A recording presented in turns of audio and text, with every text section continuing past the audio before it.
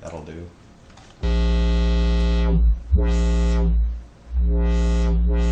So there. So now I'm not using the filter in strobe. I'm using another filter, like after strobe in my little chain there. And then take like just some fucking bit crush stuff.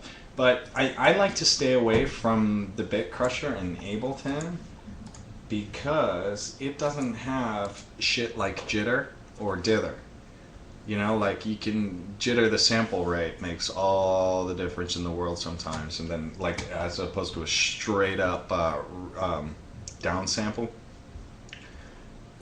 So what I do is I take core effects, and I'm gonna put that after my filter, and then so here's my filter. And then it's going into core effects, and now if you go to new performance, whatever, you go to the input chain, native instruments, internal effects, they have a lo-fi in there, but it's got shit like well, obviously downsampling and quantizing, so you can set you know, your bit depth, but you can also set the dither and the offset of the where the dithering takes place, and you can jitter the sample rate. So if you don't jitter the sample rate, you get that, which is what you would get out of the bit crusher. But if you jitter it, you can hear it go, you know, it's just like a sample and hold that changes the sample rate. So, but now, anyway, back to my point, is if you run a filter before you do that, see?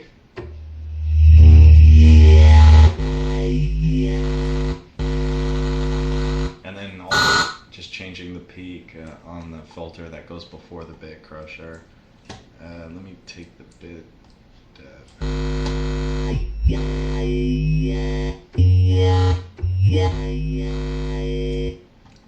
And then there's envelope forward. Oh yeah, well this particular filter doesn't have an LFO in it, so I'm gonna use one that does.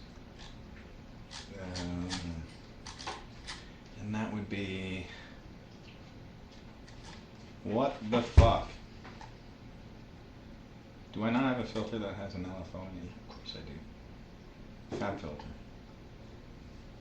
Where is it? There we go. VSD plugins, Fab filter.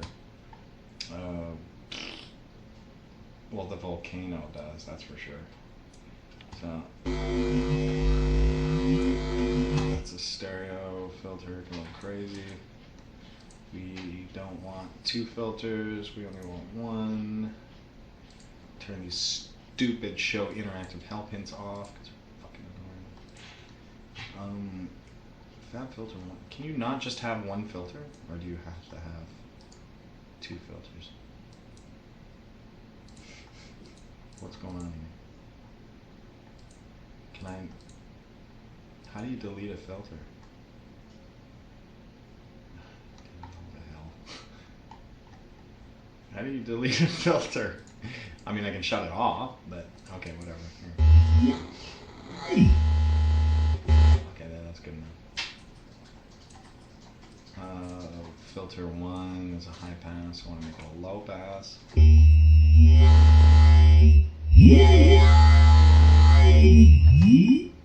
Okay, and shut off all this panning shit. What are you doing? Delete these LFOs.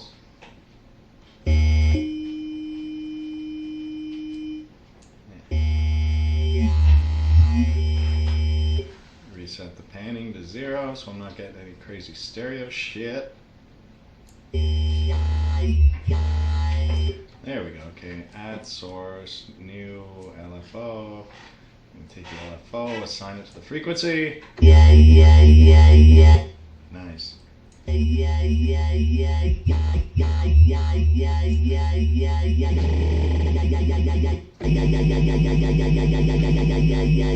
That's it. So all that is a square wave going into a filter with an LFO on it. So now it's doing this. But then when you resample it, you get a kind of vowel-y thing. And there's your I want to sound like Skrillex pro tip.